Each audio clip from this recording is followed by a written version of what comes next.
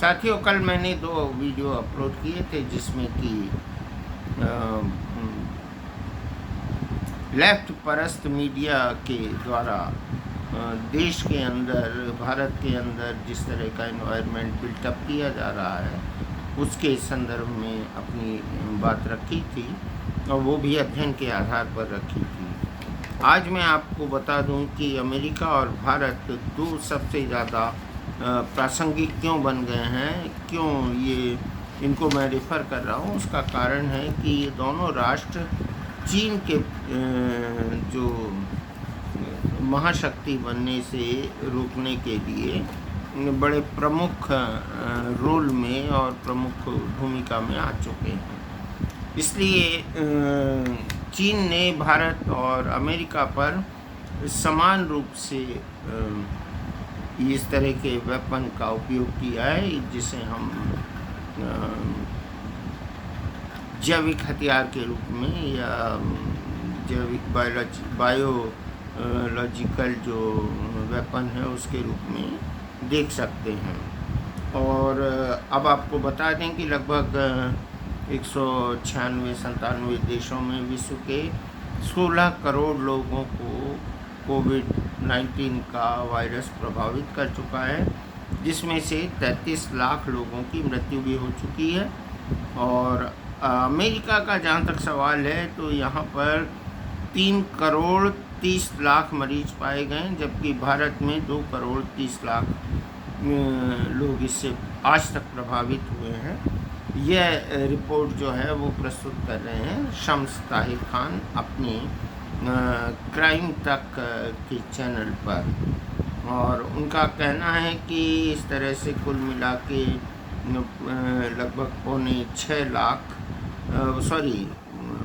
7 लाख के करीब जो है वो लोग प्रभावित हुए हैं।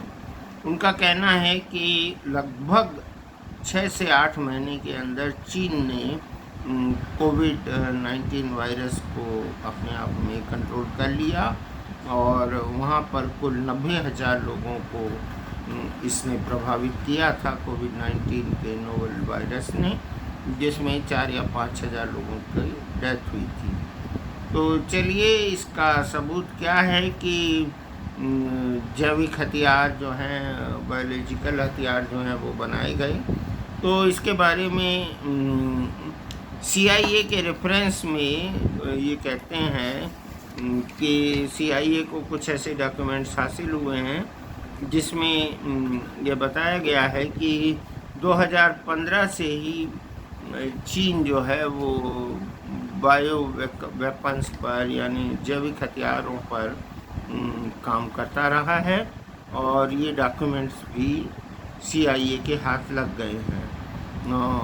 और इसकी पुष्टि के स्वरूप उन्होंने कहा है कि 18 राइटर्स जो PLA के वैज्ञानिक हैं, उनके मेडिकल साइंस के विद्वान हैं, उन लोग की एक रिपोर्ट प्राप्त हुई है जिसमें उन्होंने कहा है कि कोविड का वायरस है जो तेज़ रोशनी, बारिश, बर्फबारी में बहुत ज़्यादा फैलेगा नहीं, लेकिन जहाँ हवा शांत हो तो इसका असर अधिक होगा। टेम्परेचर भी कम होना चाहिए, ऐसा इनका मानना है। अब इसको 2019 में रिलीज़ क्यों किया, इसकी वजह के संबंध में शम्स ताहिर खान कहते हैं कि 2019 में रिलीज़ करने का कारण था अमेरिका की और भारत की चीन के प्रति एग्रेसिव पॉलिसी। और उस समय आपको याद होगा कि भारत की सीमा पर चीन के साथ तनाव पैदा हो चुका था, और इसके अलावा अमेरिका भी एग्रेसिव था और अमेरिका ने बहुत सारे चाइनीज़ एक्टिविटी पर बंधन लगा दिया था। इसे ये सिद्ध होता है कि जो चीन का गुस्सा जो है वो इन 2 कंट्रीज़ पे बहुत था, तो इन्होंने अपने वेपन का प्रयोग भी करना था और जो जैविक हथियार है उसका प्रयोग भी करना था। तो ये टेस्टिंग वेपन जो है बायोलॉजिकल डैमेज पहुंचाने वाला ये भारत और अमेरिका में समान रूप से इसको भेजा गया है। और इधर एक बात और कहनी है कि शम्स ताहिर खान कहते हैं कि इसकी शुरुआत द्वितीय विश्व युद्ध में बड़े पैमाने पर हुई और जापान ने चीन के जो वाटर सप्लाई सिस्टम है उसमें टाइफाइड के बैक्टीरिया को प्रवाहित कर दिया, जिससे बहुत सारे लोग टाइफाइड महामारी के शिकार हो गए। इसके अलावा खाड़ी युद्ध में, सीरिया में, अफ़गानिस्तान में भी काफ़ी ज़्यादा मात्रा में इस तरह के प्रयोग किए गए हैं उनकी विरोधी सरकारों या विरोधी राष्ट्रों द्वारा। और इसके अतिरिक्त यह बैक्टीरिया वाला जो वार था वो युग तो ख़त्म हो गया, वायरस वाला वार शुरू हुआ है। और वायरस वार जो है वो थर्ड वर्ल्ड वार अगर होता है तो उसमें निश्चित तौर पर दिखेगा।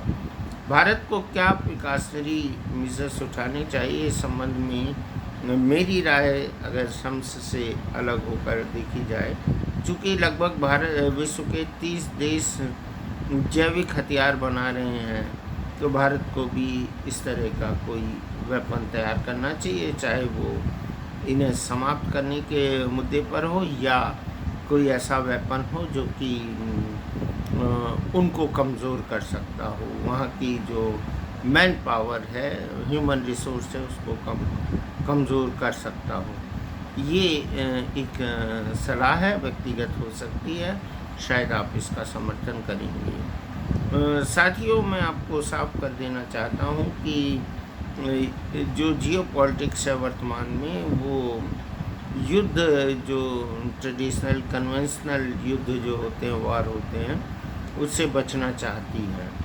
और वो उसका कारण है कि वो खर्चीले भी होते हैं और उसमें कोई ज़्यादा प्रभाव नहीं पड़ता और एक लंबा विवाद भी चलता है। लेकिन जैविक हथियार में इन सब समस्याओं से बचा जा सकता है, ऐसा मानते हुए चीन ने जैविक हथियार का जो वुहान वायरस के नाम से प्रसिद्ध है, भारत और अमेरिका पे सर्वाधिक प्रयोग किया है। और इसीलिए आपने देखा होगा कि भारत में वो टेक्निकल चीज़ों का आयात जो है, जो आम जनता करती है, वो बड़ी हतोत्साहित हुई है और उसने उसको भी लेना बंद कर दिया। भारत के जो औसत मध्यम वर्ग हैं, जो एक बड़ा बाज़ार है, उसने चाइनीज़ आइटम्स के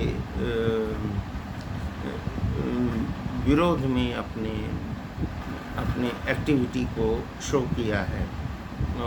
कोई भी आदमी बहुत अब चीनी आइटम का प्रयोग कम से कम करने लगा है। तो ये था आज का प्रसारण, जो कि हमने मौलिक रूप में तो नहीं किया है, पर हमने इसको शम्स ताहिर खान की जो रिपोर्ट है उसको हमने डिस्क्राइब करने की कोशिश की, आपके सामने लाने की कोशिश की है। तो विश्वास कीजिए कि अगर चीन ने यह किया है तो ये समूची मानवता के ख़िलाफ़ है। उसकी मुखालफत जितनी करनी चाहिए उससे ज़्यादा की जाए और भारत को सतर्क होने की ज़रूरत है। भारत का मेडिकल साइंस इस वक्त अपने उरूज पे है और उसे भारत को ध्यान रखना चाहिए।